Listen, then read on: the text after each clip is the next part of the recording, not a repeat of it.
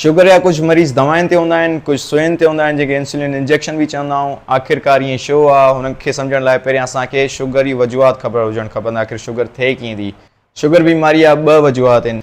या त तव्हांजे जिस्म में इंसुलिन हार्मोन न ठहंदो आहे जेको तव्हांखे लबलबो ठाहींदो आहे, या त जिथे इंसुलिन हार्मोन कमु कंदो आहे सेल या रिसेप्टर्स, या त उहे कमु न कंदा आहिनि। इंसुलिन हार्मोन जो कमी हूंदो आहे तव्हांजे शुगर खे कंट्रोल वग़ैरह कराईंदी। इन ॿिन्हिनि शयुनि मां अगरि का शइ न हूंदी त तव्हांखे शुगर वारी बीमारी थी सघे थी।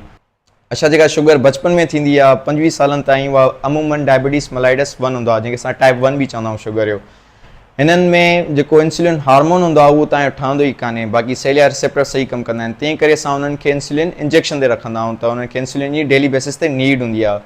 ऐं जेका 40 साल खां बाद में शुगर थींदी आहे उनखे असां शुगर टाइप 2 चवंदा आहियूं, या मेडिकल टर्म में डायबिटीज़ मेलाइटस 2 चवंदा आहियूं। हिन में शायदि तव्हांजी इंसुलिन ठहंदी आहे, पर जेके तव्हांजा सेल्स या रिसेप्टर्स हूंदा आहिनि उहे कमु न आहिनि कंदा।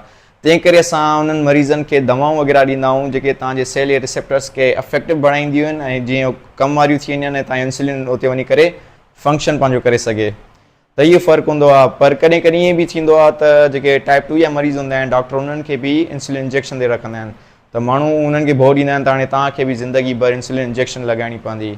असां उन्हनि खे छो इंसुलिन इंजेक्शन ते रखंदा आहियूं, शायदि उन जी जेका ब्लड शुगर लेवल आहे उहो काफ़ी हाई रहंदी आहे, या तो पंहिंजी ज़िंदगी में तब्दीलियूं वग़ैरह न आणींदा आहिनि, पंहिंजी ब्लड शुगर खे सही कंट्रोल न करे सघंदा आहिनि, या पंहिंजी मेडिसिन टाइम ते न वठंदा आहिनि, या मिठाणियूं इंटेक काफ़ी घणो वठंदा आहिनि। तंहिं करे उन्हनि जा जेके सेल्स हूंदा आहिनि जेके इंसुलिन हार्मोन ठाहींदा आहिनि उहे सप्रेसेंट थींदा आहिनि ऐं इंसुलिन न ठाहे सघंदा आहिनि। असां उन्हनि खे थोरे टाइम लाइ इंसुलिन इंजेक्शन ते रखंदा आहियूं, पर जीअं उन्हनि जी ब्लड शुगर कंट्रोल थींदी आहे, उन जा सेल्स वरी इंसुलिन ठाहिण शुरू कंदा आहिनि, त उहे बैक टू अगेन मेडिसिन अची वेंदा आहिनि। सो दोस्तों, अॼोकी वीडियो जे तव्हांखे इन्फॉर्मेटिव लॻी हुजे त हिनखे लाइक ऐं शेयर ज़रूरु कजो, ताकी इहा आगाही सभिनी ताईं वञी सघे। Thank U.